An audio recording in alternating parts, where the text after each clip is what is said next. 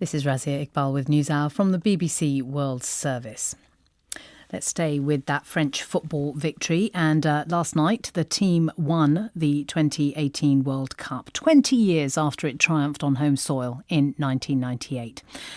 Out of the glare of success in Russia, though, a question continues to trouble France and French football: the role of race and class in the selection of national players. Can footballing success bring a divided society together in the long term, or is it papering over the cracks? Nabila Ramdani is a Paris-born journalist of Algerian descent.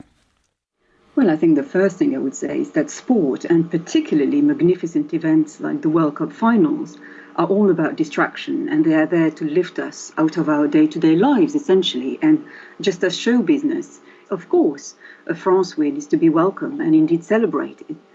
But I'm afraid it doesn't take us very far forward in terms of race relations or other serious issues related to immigration.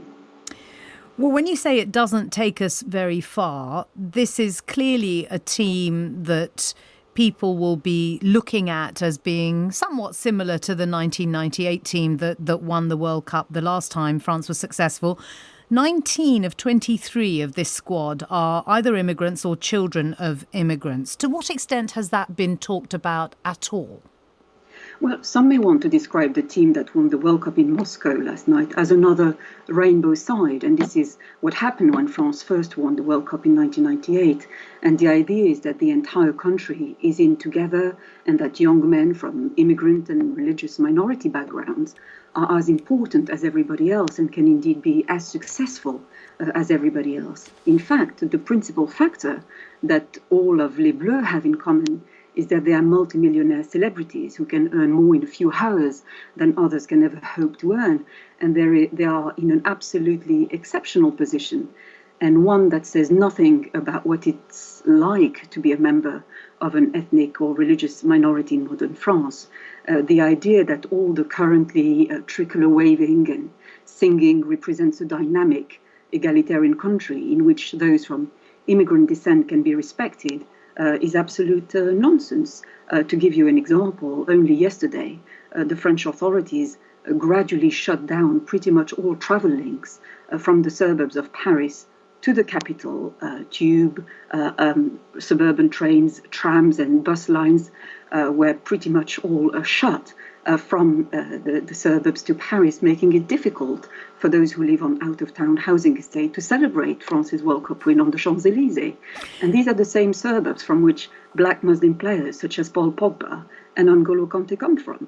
Another very recent example was last week, following earlier wins in the competition, when non-football related violence broke out on housing estates in Nantes in western France, which was far more indicative of the actual state of modern France as it pertains to the young and the disadvantaged. Effectively, police shot dead a young black Muslim man with a bullet in the back of his neck after trying to arrest him on an estate.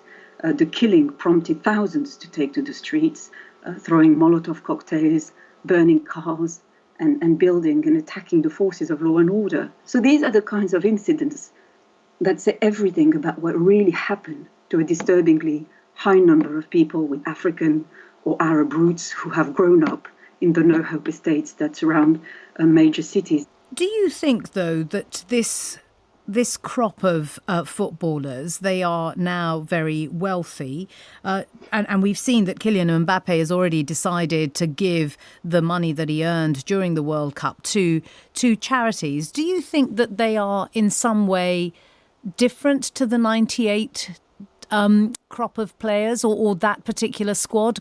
Can they make a difference because of who they are now?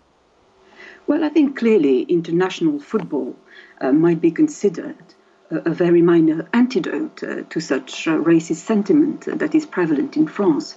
But to view it as anything more than a fleeting distraction from the unpleasant reality that can underpin French patriotism is well off the mark.